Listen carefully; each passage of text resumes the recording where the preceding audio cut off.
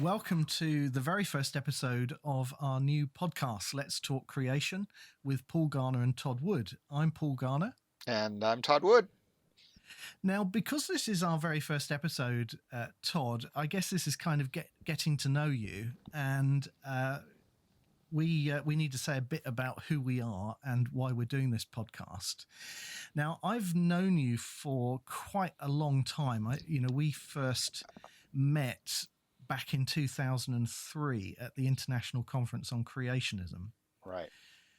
I think you had contacted me about doing some work on fossil horses, and that was the first time we met. And then I think I came to the Creation Biology Conference for the first time the following year in 2004. Yeah, that's what I remember. We had you over here at Bryan College right here in town. That's correct. Yeah, it was at Bryan College in Dayton in Tennessee. And we've known each other ever since then. I mean, I've kept coming back every year to the and I've been over to your house too. And you have. You've been over here a couple of times. There. Yeah, a couple of times. We've known one another for a while, but I guess a lot of our listeners perhaps won't know us. And so I wondered if, you could just sort of kick off by telling us a bit about yourself and your background, your upbringing, where you grew up, and how you got interested in these kinds of creation topics. Yeah, sure. Yeah, I grew up in a sort of pretty rural town in southern Michigan in the U.S., right? So that would be up north. I grew up in a Christian home. My family was Christian, and I had extended family also that were Christian. Not all of them, but a lot of them. And my parents were charter members of their Baptist church. So we were real Christians. Mm-hmm. And about as committed as you can get. And from kindergarten, my parents committed to making sure that I had a Christian education outside of our public schools. So I went to Jackson Baptist School, now known as Jackson Christian School, but at the time it was Jackson Baptist School. You would call it a public school. Yes, I would call it a private school. Yes, because public school is something different in the States. I know, right. It's very confusing. Public school is what we call state school. But yeah, I mean, so I did not have sort of this sort of secular education that 99% of Americans have. We had Bible class, and it was taught by other conservative pastors in the area. We talked about creation in science class, and so that's sort of where I started learning about this. My parents also had a copy of The Genesis Flood by Wickham and Morris. So I had that available to me growing up as well. And so, I was interested in these ideas from an early age. And of course, dinosaurs. What kid doesn't love dinosaurs, right? So yeah, quite. So fossils and that sort of thing always fascinated me. When we would go on vacation places, we always had to make room for going to the museums or the zoos or whatever, so that I could enjoy a good injection of science. And I had a passion for that subject from very early on. And you went on to study that after you left school. And I mean, what I'm not familiar with the American educational system. Yeah. So tell us, what happens after you leave school? Do you leave at 16? No, 18. So we leave at 18, and then it's off to, if you want, you go off to do your undergraduate work, which would be at a college or a university. So for an American, college would be higher education above high school. And then, so that's a 4-year program. And then you go on to either some kind of graduate school, and that's where it sort of varies from program to program. Sometimes you would get a master's degree and then go on and get a PhD, and other times you would just go straight into a graduate program that would award you a master's and a PhD. I Mhm. did straight into PhD. I don't actually have a master's degree. So you did biochemistry, is that I right? did, yeah. Yeah. Yeah. I like biochemistry. It's a weird story. So,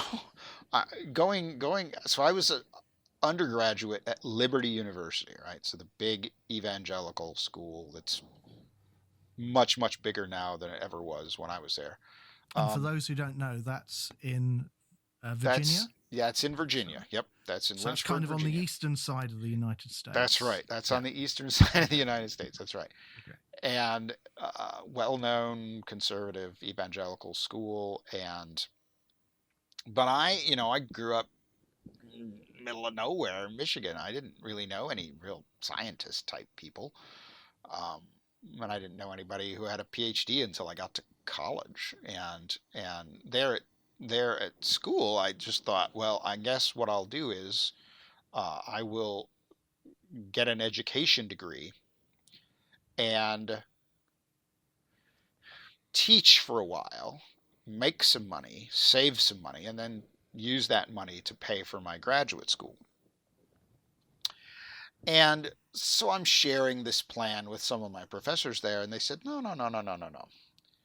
Graduate schools, if they want you bad enough, they'll pay for you to come and do your graduate work, which just seemed completely absurd to me.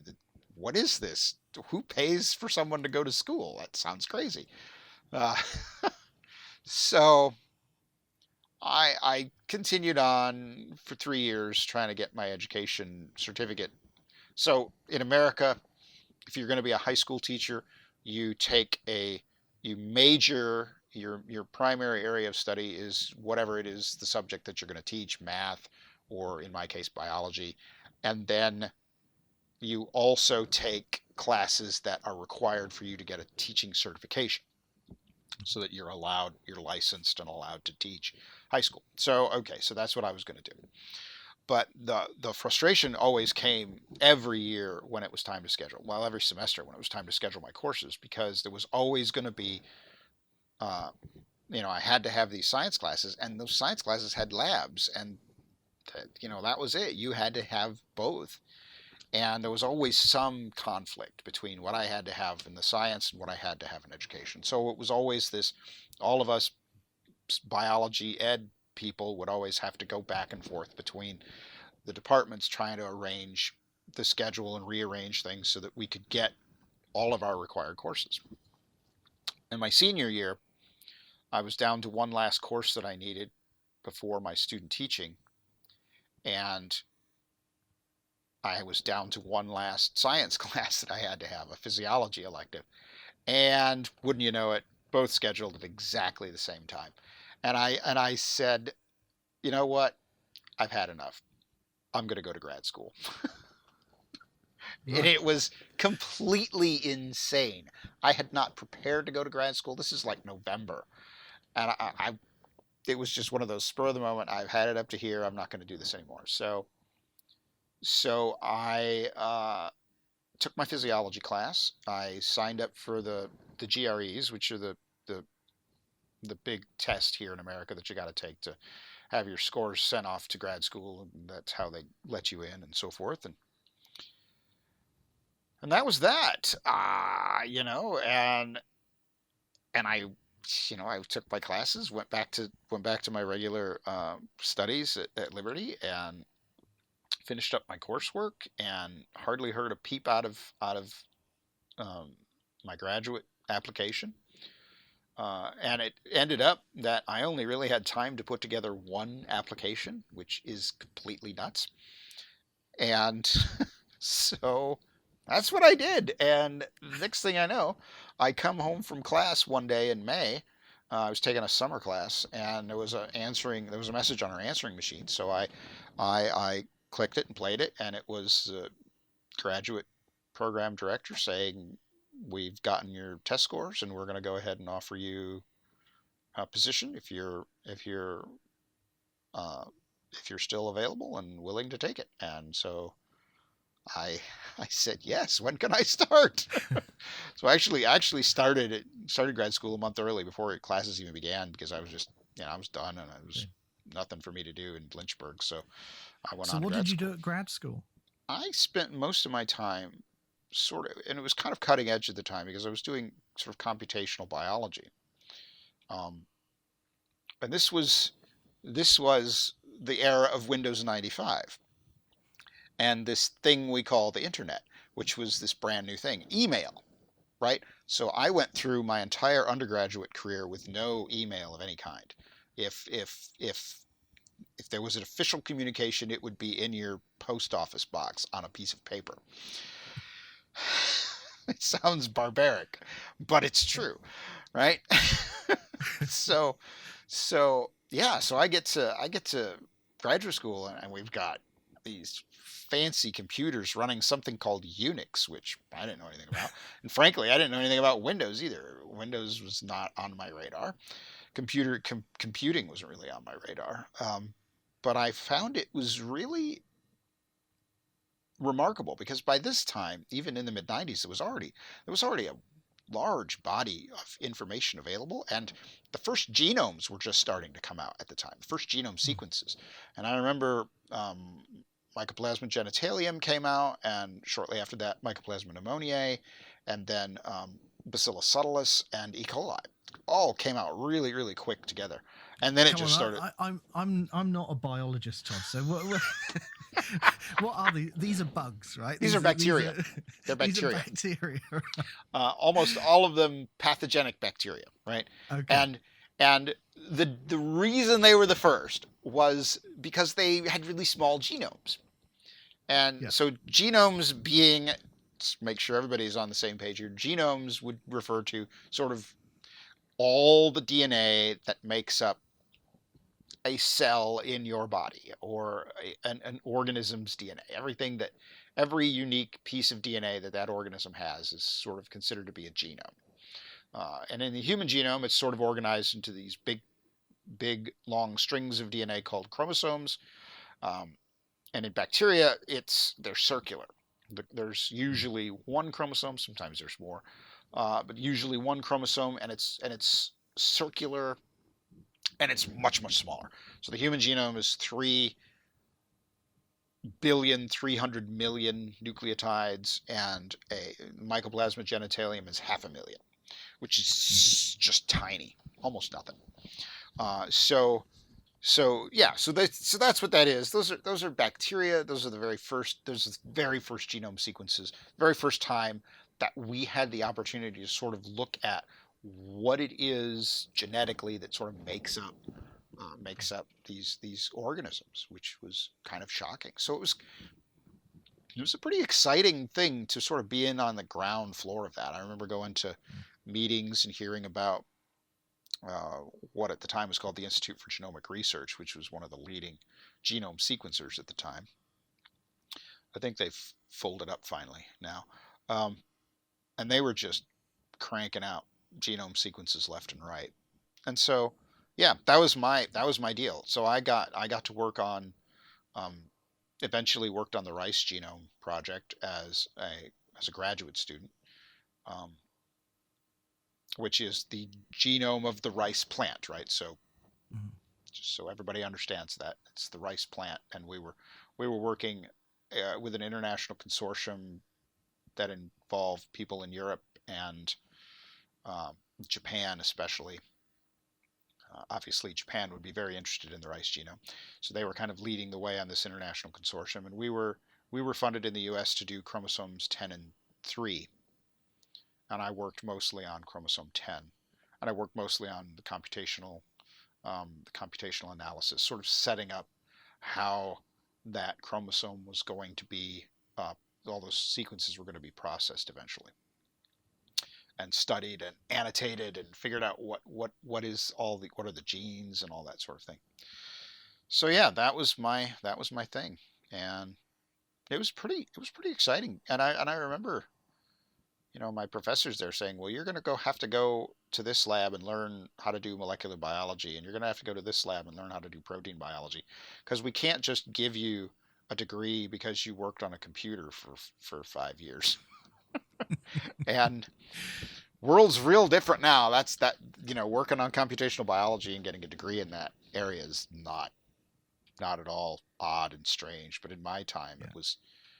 it was a little peculiar. So I was like one of the first to get a mostly computational degree in my department. Now, through all of this, I mean, you're a creationist, right? Yeah. So, um, how did you handle that? So many young people, I think, who come from maybe a Christian and a creationist background might shy away from going into a field where evolutionary biology plays a big role.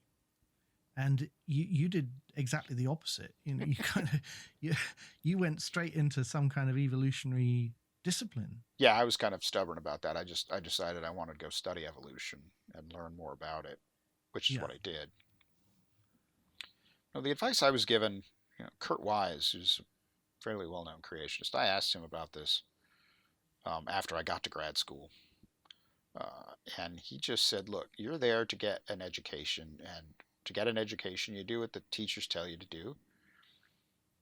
And I wanted to be. I was really adamant about not being one of those sort of stereotypical fundamentalist extremist type people who were going to make trouble and cause problems and become sort of the bane of the department, and no one would want to associate with them.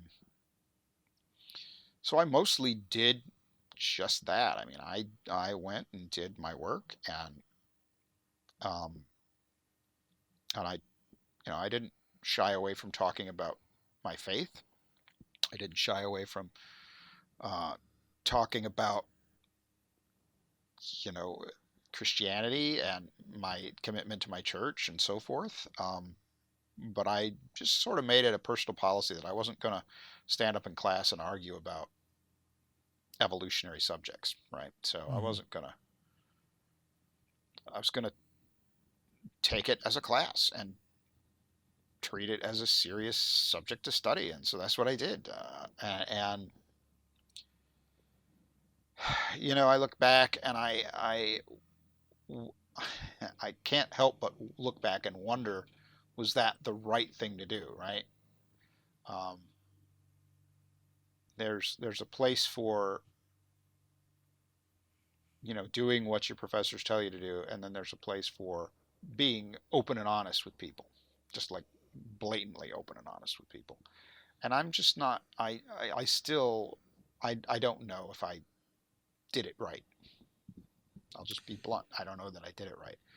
It's a Um, difficult one, isn't it? And it's I super guess hard, right? yeah, it's very difficult, and I think each individual is in a very different situation, and yeah, I mean we kind of muddle our way through, don't we? You do, yeah. Some of And these difficult. and it's that individuality, right? That sort Mm-hmm. of prevents us from giving really hard, good advice, right? This is how Mm-hmm. you should do things, and this is how you should approach it. Mm-hmm. I just don't know, because you Yeah. always have, besides just wanting to be a good student, right? So there's the good side of it, that I want to be a good student, and I want to show, I want to pursue actual academic excellence, and and show myself a decent and adequate and good scholar. And there's also the other side of that, which is, if there's any evolution or atheist fanatics in my department, uh, or on campus, who find out whatever, they could go ballistic and try to shut me down or get me expelled or something. I don't know. So that's always there too. And that's one of the things why I look back and I'm not sure that my motives for every interaction that I had were ever totally pure. Was I acting out of a desire to be a good student, or was I acting sometimes out of pure fear that somebody is going to throw me out of the program? And I'm not trusting the Lord to actually provide Mm-hmm. for what He's called me to do. Um, so I think you had an experience like that also. Is that right? Yeah, Should we yeah. talk I mean, about that? Well, I mean, we could go back to the beginning if you like, and I can Yeah. sort of tell you a bit about my story as well. Because I think in many ways, I mean, there are some similarities in our stories, but a lot of differences too, because Britain is a much more secular kind of place than America. Sure. Having said that, it's very strange. Although Britain is kind of secular, we have an established church, which you don't have. You have church-state separation, Right. and we have the Church of England. And so Christianity actually plays quite a large part in our public life, even though in many ways we're much less religious as a country than America. So in your state schools, would you have religion classes? Would they teach you about religion? Yes, there would be religious studies classes, and I mean, when I was at school, you would have a very explicitly Christian assembly every morning, where you would sing hymns and have prayers. And this was not a church school. I mean, this was a state just, school. This was just an ordinary state school. Wow. I think things perhaps have changed somewhat today, but certainly when I was at school, that was kind of how things were. And I was not brought up in a Christian home. My parents were not believers, except I think in the most nominal sense. Right. My parents sent me to the local Sunday school, which I think that's a little bit different, isn't it? Yeah, Sunday I was going to say, what do you think different. Sunday school is? So Sunday school here in Britain is a kind of it's a church activity for children that takes place on a Sunday, usually a Sunday morning. Okay. And it's not an adult activity like it is in the States. So my parents sent me along to the local Anglican church, the local Episcopalian church, I guess you'd call it in the States. And I was taught Sunday school by an elderly lady. I remember she used fuzzy felts, to sort of illustrate Bible stories. So I had Christian input in my background, but I wasn't actually brought up in a Christian home. So when I was 10 years old, I was invited by a friend of mine to go along to a youth club that ran on a Tuesday night. The local evangelical church ran a youth club. I went on a summer camp that they organised that year, and I became a Christian at the summer camp. I heard the gospel there for the first time, and I became a Christian. I was 10 years old, and Mum and Dad came to collect me from the camp, and I told them, I've become a Christian. And they were completely bemused by this because they didn't really know what I meant. Because I think, in a nominal sense, they would have said, well, we're all Christians. I mean, we're born in Britain, and we're C of E. Church of England, yeah. So that was kind of how it was. But anyway, they started to come to church, and not long after that, they became believers too. Wow. So my parents became Christians after I did. And I think when I was a young Christian, I was always like you. I was always interested in dinosaurs and rocks and fossils and all of that kind of stuff, like young boys are. Yep. And so I think as a young Christian, I first then encountered creationist literature. So probably when I was a very young teenager. And in fact, one of the first things I read, I've actually got it here. This is the actual copy. Wow. It's falling to pieces. You can see the covers coming off. But Sylvia Baker's Bone of Contention is Evolution True. So this sort of magazine format thing. And I read that, and I read some other books. There was a book called In the Beginning by a church pastor called Roger Price, and Monty White had written a book called What About Origins, and I read those. I think I read them until the covers fell off, And I was sort of fascinated by all of this, and I became a convinced creationist. And I think maybe a bit later, somebody loaned me a copy of the Genesis Flood. So that was one of the books, like you read the Genesis Flood. I read that. And became a creationist. But I think as well, I kind of always knew that I wanted to go and study science. It was just this passion that I had. So when I left school, we did A levels, which was kind of preparation for university. And then I did a first degree, which was a combined science degree. So I studied geology and biology, but I majored in geology. And in fact, I chose that particular degree program because I was a creationist. And I knew that geology and biology were these two key disciplines that I needed to be familiar with. So I chose that particular program, got my degree, and very quickly got involved in the creation world. So I joined the Biblical Creation Society, which was a group here in the UK, and I joined the Creation Research Society in the States. Mm-hmm. And Yep. in fact, I remember when I was 17 years old, my dad wrote to Wayne Frere, who was then the president of the CRS. He was a biologist, and we wrote to Wayne, and he wrote this fantastic letter back, which I still have tucked away in my files somewhere, giving me lots of very helpful advice about how I could sort of train and get involved in the creation work, and sent me a complimentary copy of his book, A Case for Creation. Oh, nice. And in fact, in 1994, when I first came over for the International Conference on Creationism, that was the first time I'd ever been to the United States. Wayne Frere was there representing CRS. Sure. And I was able to go and talk to him and tell him what an influence that letter that he'd written to me had been when I was 17 years old. So, he probably didn't remember writing it, but I told him, that I was kind of there partly through his influence. And anyway, my work within sort of creationism just kind of grew, and it grew into a fully fledged ministry, which maybe we'll come on to talk about. But it was later in life actually that I went back to do grad school. So I actually, there was a long gap between doing my first degree and then doing my master's. And I went back to University College London, and I did a master's in geoscience.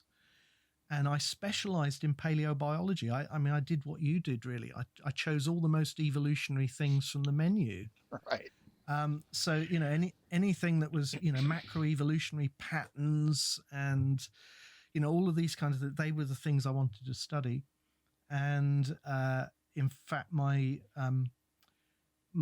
dissertation, my research dissertation was on dinosaurs. It was on dinosaur diversity. Right.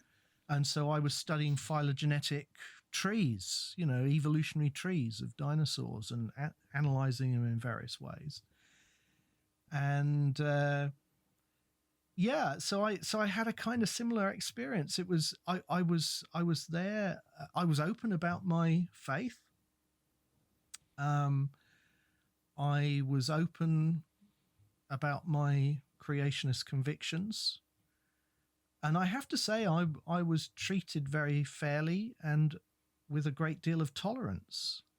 Bearing in mind, you do hear some horror stories about people who who have very different experiences, but I have to say that they were extremely tolerant of me as this, I was perhaps a bit of an oddball, in this evolutionary department as a young age creationist.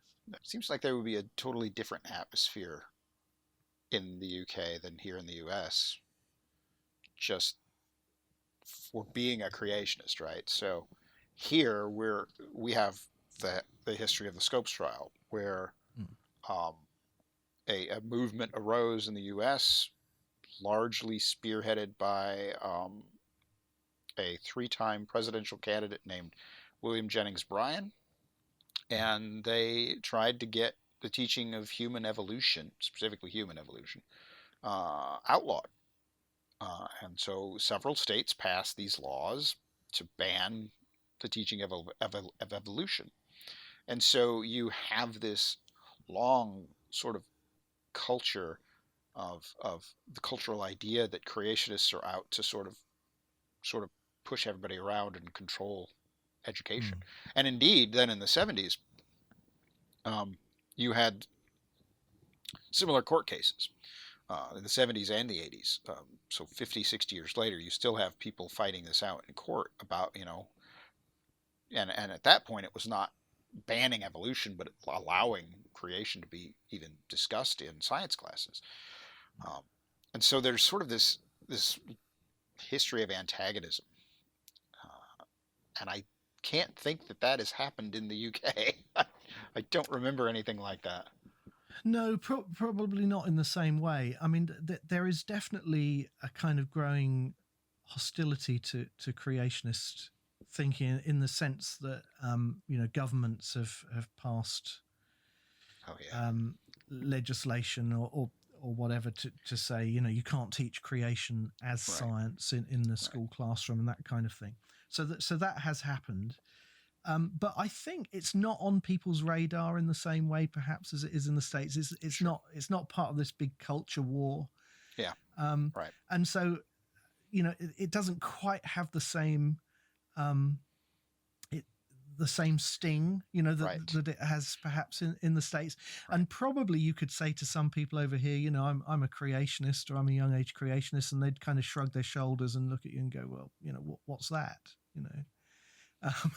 So that probably helps. Wow.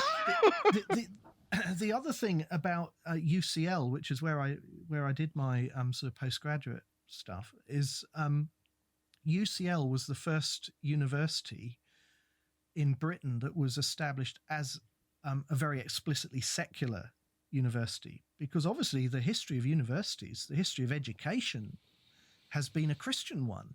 Yeah, definitely. Colleges that make up Cambridge University, they were established as Christian institutions. That's why they're called Christ College and St. Catherine's. And yes, because they have a religious heritage. UCL was established as the first really secular university, and they pride themselves on not being discriminatory of anyone, for any reason.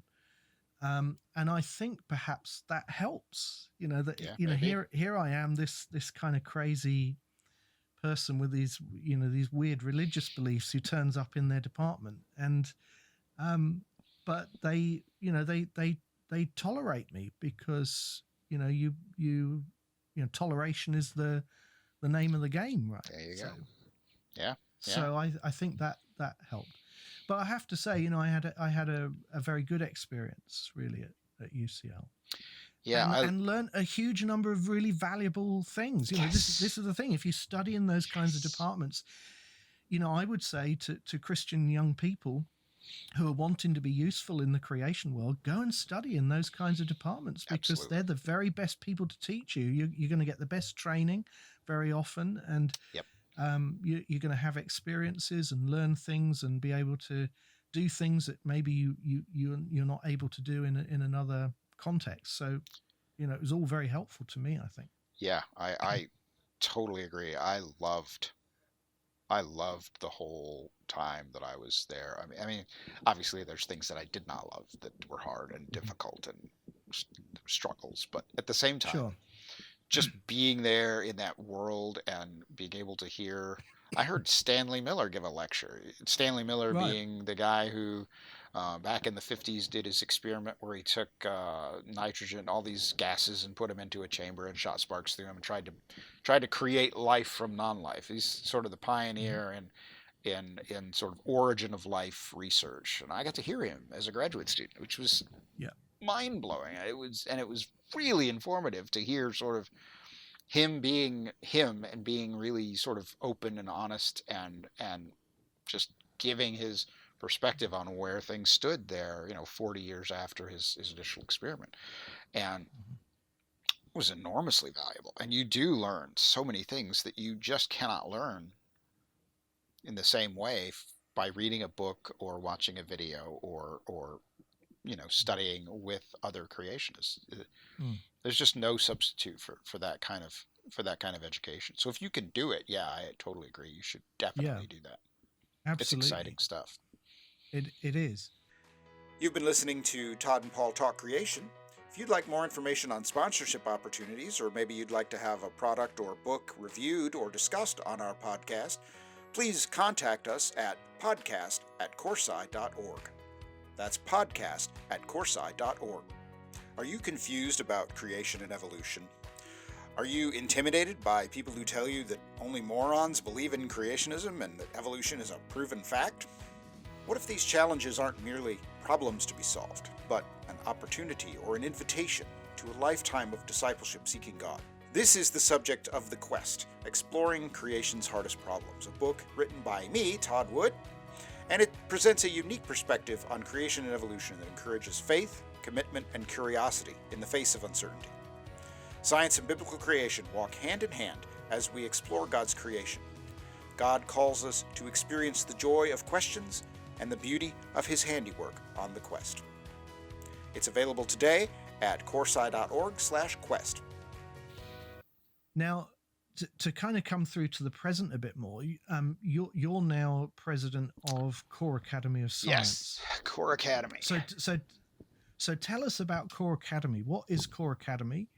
What do you do? And why did you set up Core Academy? And and then maybe that will lead into us talking about why we're doing this podcast. Yeah. Well, we need to talk about Biblical Creation Trust also. But yeah. So yeah, we launched 8 years ago now.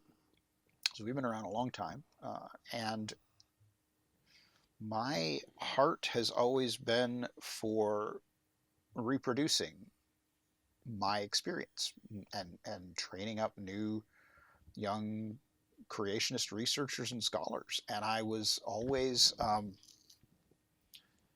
looking for ways to get that done and looking for different kinds of experiences that would help young people navigating this world. And as we've gone along and sort of developed as a ministry, it's really become a lot of very personal support type work, just talking to people who are struggling, because it's not just about making new creationists, but it's about the whole world of faith crises that happen when you're that age and you go off and you have the culture shock of college or university, and along with that comes the culture shock of finding out that some of your beliefs may not be as settled and simple and simplistic as you thought.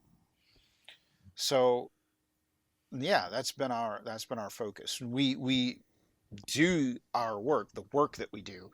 We up until COVID anyway, we organized an annual retreat weekend here in the Smoky Mountains of Tennessee, and that's attracted a good number of people. It's quite small and personal, so there's plenty of time for students to just talk to established scholars and professors and talk about what's it like getting a degree, how do I get into graduate school, what should I study, how should I understand science faith issues and that sort of thing.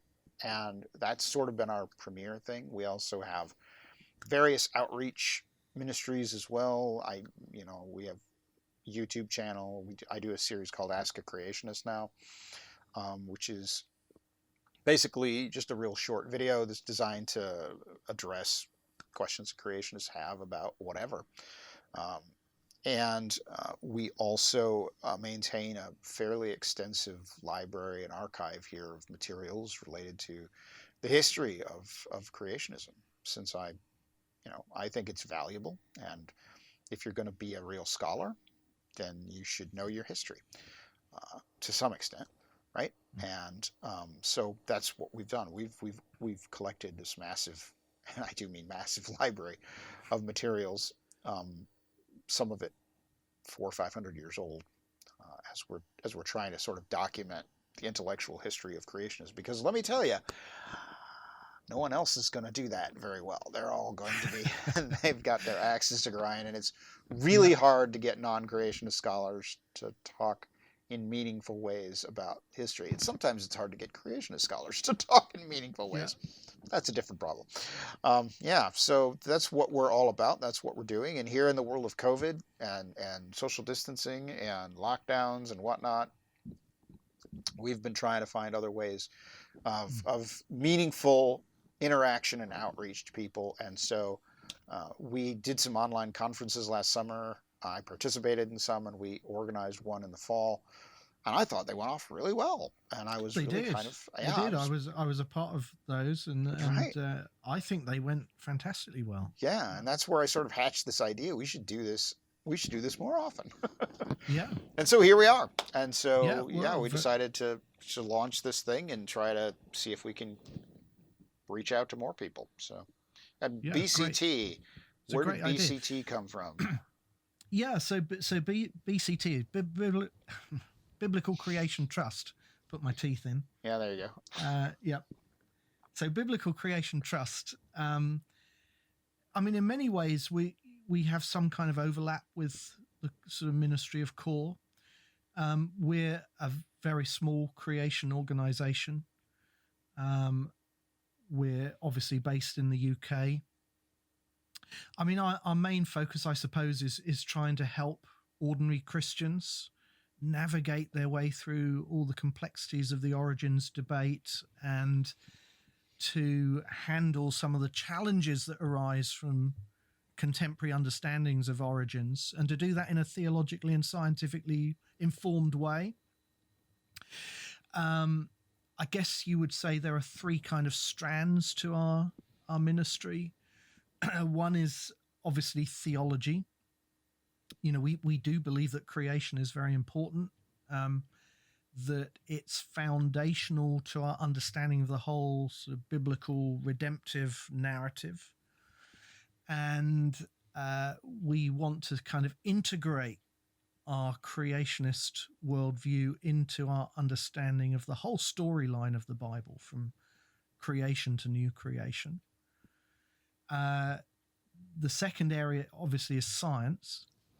You know, we believe that science is something that brings glory to God, and that we should help to support and promote and participate in scientific research that is done within that sort of biblical framework of Earth history. And then the third strand kind of brings those two things together. So theology and science come together in terms of apologetics. So we want to be able to sort of engage with the culture and the questions that people are asking. So many questions that, you know, people ask about the Christian faith are kind of tied up with our ideas about origins, whether it's ideas about human identity and sexuality and gender, or whether it's to do with suffering and, you know, why does God allow pain and disease and sickness, and, you know, all of these are apologetic questions that people ask, but it's difficult to give a coherent response to those unless we deal with this issue of origins. So that's kind of who we are, and basically we do lots of speaking, or at least we did in the pre-COVID world. You know, I would spend a lot of my time out and about on the road, speaking in churches and youth groups and in public meetings and conferences. We publish literature, so we have our own little series of booklets called Biblical Creation Basics, where we try to sort of tackle, you know, important topics in a way that lay people then can sort of understand. What else do we do? We get involved in scientific research, you know, whether that's literature research, or whether it's me crunching data sets on my computer, or whether I'm out in the field looking for fossils or looking at rocks. You know, we try to get involved in creation research. some people will know that I was involved for a number of years in a project that was led by Dr. John Whitmore at Cedarville University, where we were studying the Coconino Sandstone in Grand Canyon, and that was a fun thing to do. I miss those days out in the field in Arizona. Yeah. I guess some people will know me as the author of The New Creationism. Yeah. So The New Creationism was a book that I wrote in 2009, where I was just trying to bring the work that creationists have done to build robust creation models within a biblical sort of framework in areas like geology and biology and cosmology. And I was just trying to communicate that to a lay audience, to ordinary people who are not scientists. And it's been fantastic to see how that book's been used. It's been widely read, but it's been used in ways that I didn't anticipate when I wrote it. So it's used as a course text, for example. In a number of Christian and, in fact, non-secular colleges as well. Oh, really? Yes. I know of at least one secular college that used it as a course text. Wow. On a course that was about different views of origins, and the New Creationism was used to represent the young age creation view. Wow. So that's about BCT. We have all the usual resources, a website and our social media accounts, and we're producing videos and things for YouTube, and people can check us out there. Yeah.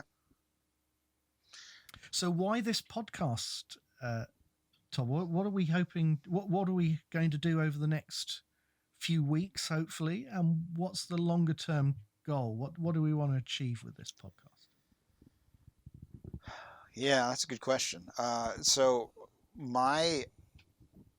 I'm interested in different things. Let's just put it that way. And so this is sort of my harebrained idea. So I guess I should take responsibility for it. But you look at sort of YouTube videos and creation or the large creation ministries, and very much of the material is very similar, right? Very similar in style, very similar in content. And I just think there's so much more that can be done. So much, we could get so much bigger than the sort of basic kind of outreach videos. And I don't mean to say that in the sense that I think these are bad videos, because basic videos for the general public are important, right? So there really are people out there who have these sorts of misconceptions that these kinds of videos and materials address, and so there's nothing wrong with addressing them. So I don't mean to pretend like we're going to be something better or something. Somehow, we're so much greater than everybody else. But I also think that there's a lot. I just see, personally speaking, that there's so much more out there that can be talked about. There's so much more out there that can be addressed and explored, and I wanted to do that. Yeah, but so I hear about a lot of really cool research as a research scientist who has a lot of friends who are research scientists in creationism, and I just thought, these guys, you hardly ever hear about what they're doing and how cool it is and how amazing it is, and I wanted a channel that would allow us to do that, to sort of bring attention to these things. And so that was sort of my motivation here. And I also wanted to think about how do we minister and outreach with different sorts of media, right? So the internet is just so full, and and I feel like such an old fogey white guy when I think about all these kids these days doing their TikToking and their whatever it is. And I'm a curmudgeon already, and I'm not even 50 yet. And this has been a learning curve for us, hasn't it? It has to be said. Oh yeah, I mean, what were we 2 hours this morning trying to figure out how to make our headphones work? and I hate that we're that way, but we're that way. I mean, you're just getting some middle-aged guys here doing our best to do these things. But at the same time, I don't want us to sort of miss out on the possibilities that these new media open up for us. And so I wanted to be able to take advantage of at least some of that. And maybe I'm not cutting edge. Maybe I'm not ready. Maybe I'm not TikTok ready or whatever. But Snapchat. The world may not be ready for Todd on TikTok. No. Yeah. So yeah, that was my thought. So why did you agree to this? I mean, whatever led you to think, oh, this is a good idea? Well, I it's been something in the back of my mind for a while. I think there is a gap here. There is a kind of niche that we can fill. I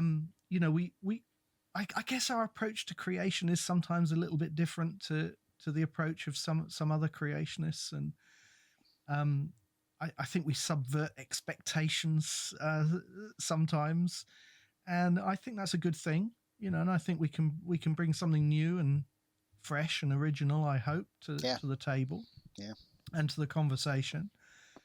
And I hope there's going to be an audience for this. I mean, if you yes, I do too. If you're listening into this and you like what you hear, then make sure you kind of subscribe to the podcast. But we hope we're filling a need here, and we want to be talking about some things that people are interested to hear. One thing I guess we haven't really talked about, and probably we should, just for a bit of fun, as we kind of start to perhaps draw to a close. We spent all of our time talking about our creation interests, but we haven't really said anything much about us as people. And I mean, our lives, I mean, are taken up very much, obviously, with the creation topic. But there's more to our lives than that. So what other kind of interests and hobbies, or how else do you spend your time when you're not thinking about when creation? I'm not doing this? I love to travel, which obviously we're not doing any, so that's sort of been a disappointment. But I really love to travel. I love to hike. I love to get out in the woods. I love to get out in nature. I even tried to hike into the Grand Canyon 3 years ago. Yeah.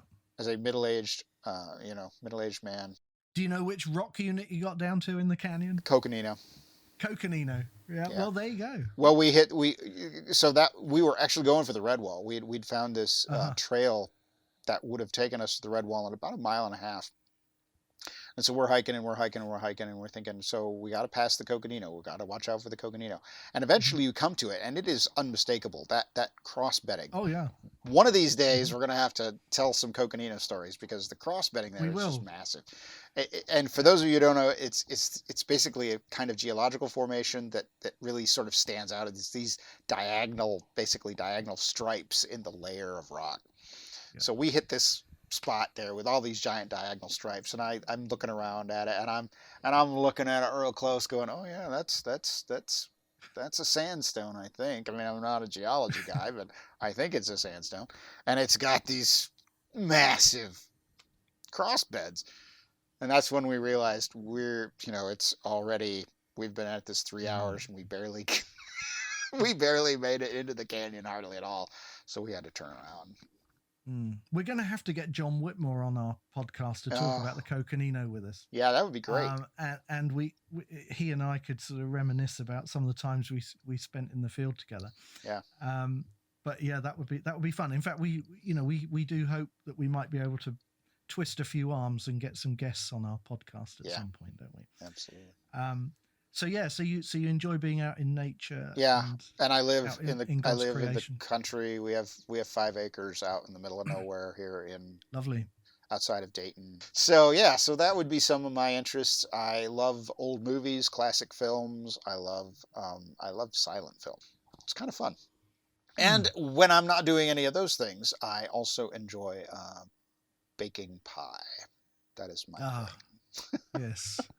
Yes, I've seen photos of some of your concoctions. Yeah, one of these days we're going to have to get you some of my pie when that miracle time that's coming when I have free time, right? So I imagine that sometime will happen again. But I got into pie baking 10 years ago, and Yeah. I've got some really killer recipes now that I really quite enjoy making.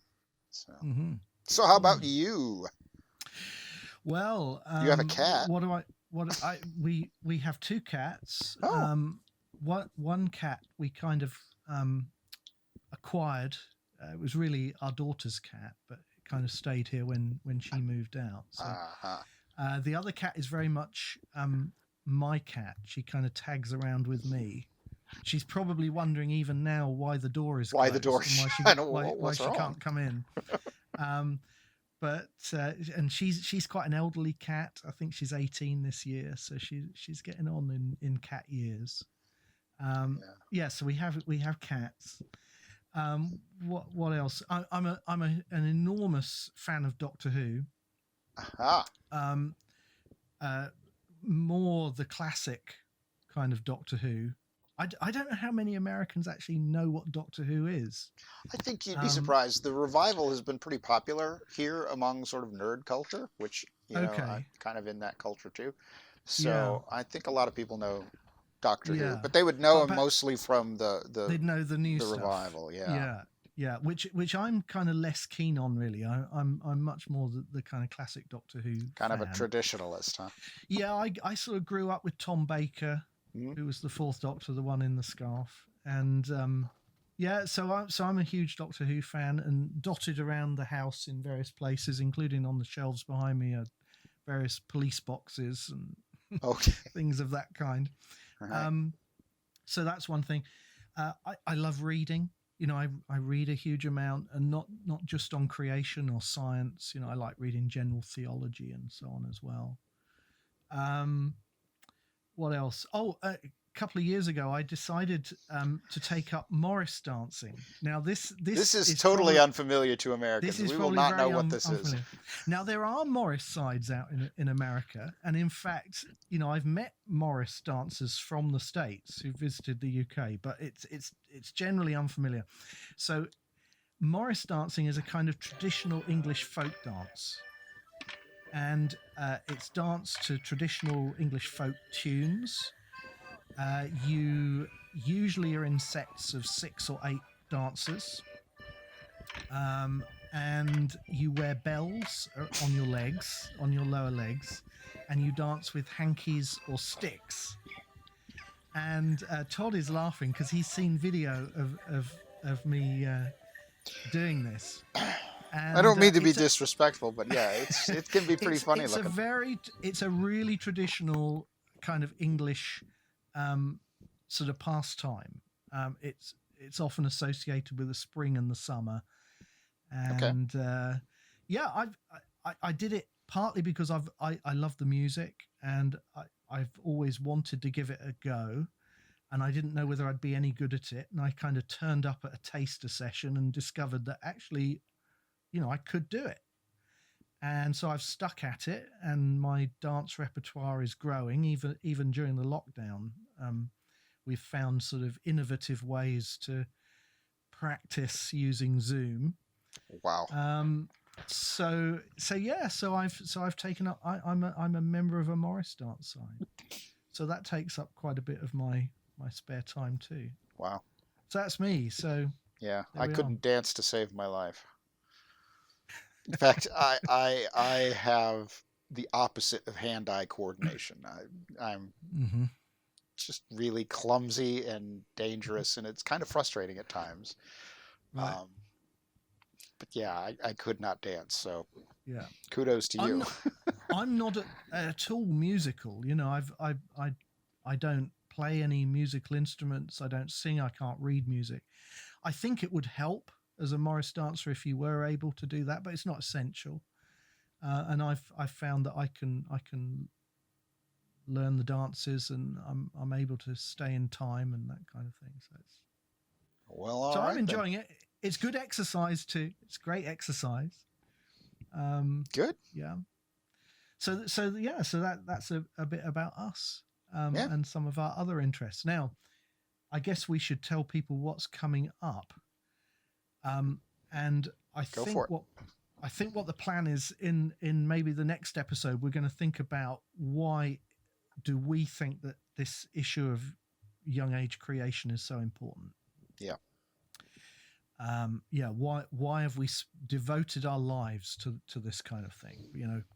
Why do we think it's so important? That sounds so final, doesn't it? We've devoted our lives. We have, but we think it's But important in a number of different ways. I mean, theologically and scientifically. So we're going to think about that next time. And then I think we have a third episode lined up where we're going to think a little bit more about our kind of whole scientific approach and ethos.